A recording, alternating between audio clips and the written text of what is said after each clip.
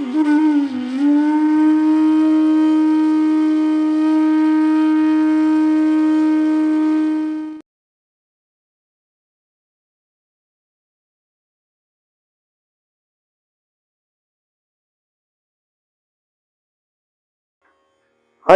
કથા આપણે સાંભળીએ, કેમ ફલિત નથી થતી? વલ્લભે સ્પષ્ટ આજ્ઞા કરી છે, પ્રયત્ન ને પાઠ એના પ્રાણ કંઠે આવી જાય તો ભાગવત કથા પૈસા લઈને કરવી નહીં. હવે ઘણા લોકો કથા સાંભળે પણ અંદર વિનિયોગ શેનો થતો હોય? દ્રવ્યનો. એટલે એ ગુણાનુવાદ આપણને ફલિત થતા નથી. કારણ ઓલા વ્રજવાસીએ કીધું હતું, અમે પેટ માટે કરીએ છીએ, તમે ઠેઠ માટે કરો છો. તો આ કળિયુગનો પ્રભાવ. એમાં આપણે બચીને રહેવાનું, બીજાના દોષ જોવાની જરૂર નથી. અકબરના પગમાં બહાર નીકળ્યા એટલે બધી ગંદકી આવી.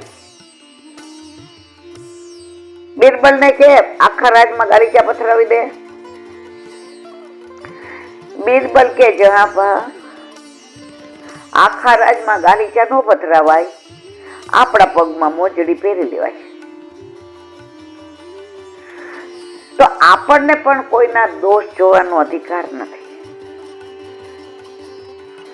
જે ગમે જગત ગુરુ દેવ જગદીશ ને, તે તણો ખરખરો શોક કરવો. જે પ્રભુએ ધાર્યું હોય. કળિયુગમાં કેવું છે, આ બધી લીલાઓ થાય તો કળિયુગ આગળ વધે. બધા સતયુગની જેમ જીવે તો ક્યાંથી વધે?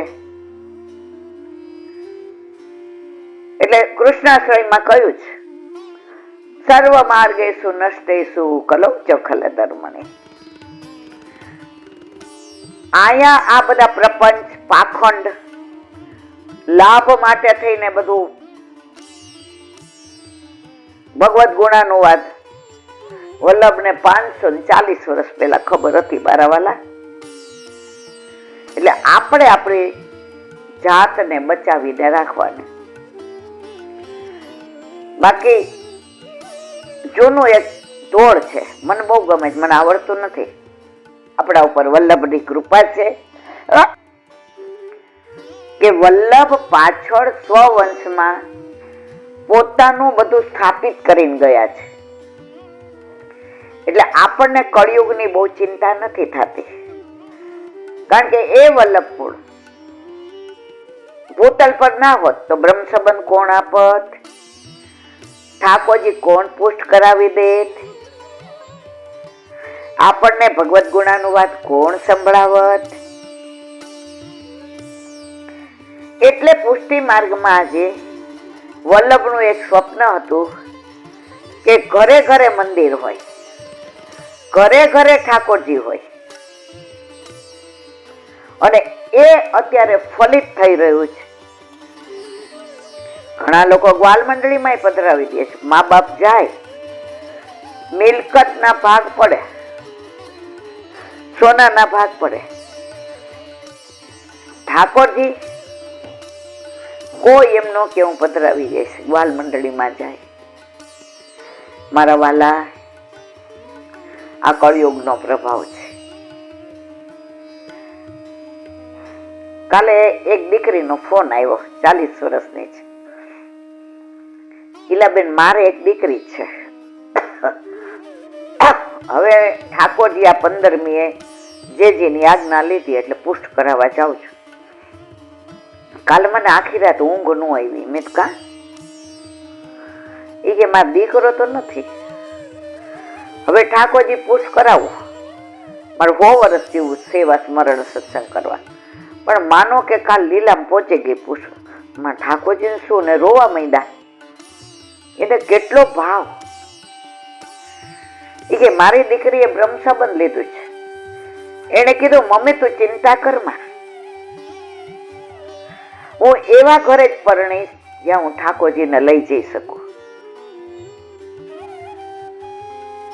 હવે હું આઉટમાં છું કે પધરાવવું કે નહીં. મેં તો બેન આખી દુનિયાની, વિશ્વની, ત્રિલોકની, બ્રહ્માંડની ચિંતા કરવા વાળો, તારીને મારી કરવા વાળો પ્રભુ ઘરે પધારે છે. એને એની વ્યવસ્થા કરી હશો, એમને ન પધારે. એટલે ચિંતા કરમાં, તારા પ્રભુ એની વ્યવસ્થા કરી લેશે. તું તારે પુષ્ટ કરાવ. એને મજા આવી ગઈ. તો જેને વલ્લભ વિચારે ને એના ઘરે ઠાકોરજી આવે. બાકી બધા નેગેટિવ જ વિચારે, આમ થશે તો, આમ થશે તો, આમ થશે તો. અલા ભાઈ, લગ્ન કરો છો ત્યારે તો આમ બધું સારું સારું જોઈ લ્યો છે.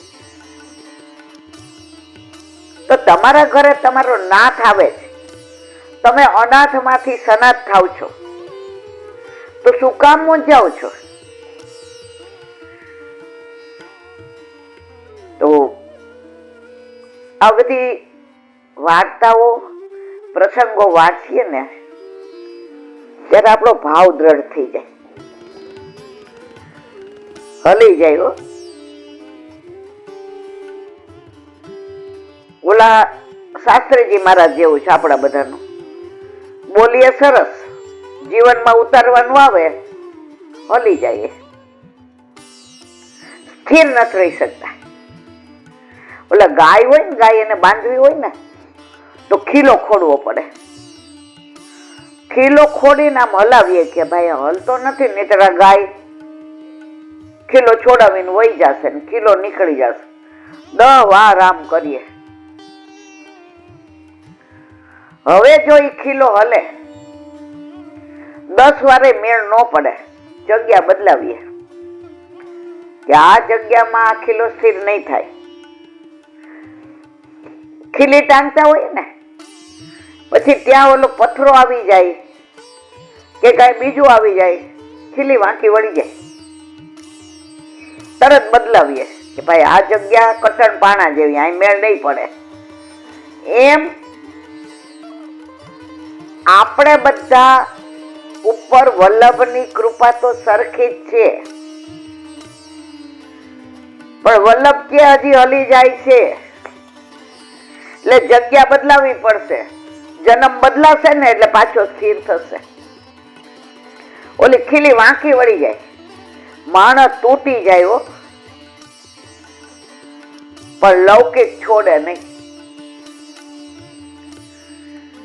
પુષ્ટિ માર્ગમાં સૌથી વધુ દ્રઢતા હોવી જોઈએ.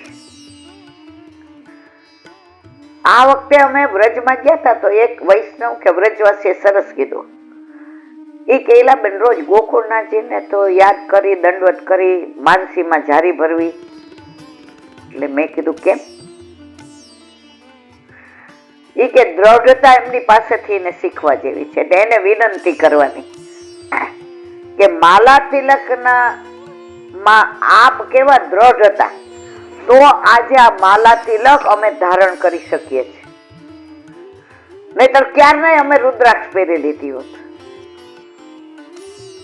તો હે ગોકુળનાથજી, આપના ચરણારવિંદમાં વિનંતી છે કે હું સ્થિર નથી થઈ શકતી. હજી હું બધામાં હલી જાઉં છું, હજી ગભરાઈ જાઉં છું. તો આપના જેવી દ્રઢતાના અબજોમાં કરોડો કોણ મારામાં દ્રઢતા એવી આવે કે હું હલું નહીં. મને બહુ આનંદ થયો કે ભગવતીઓનો સંગ થાય ને તો આ બધું જાણવાનું મળે, અને દૂષણ થાય તો આપણું વયું જાય. બોલો વલ્લભા.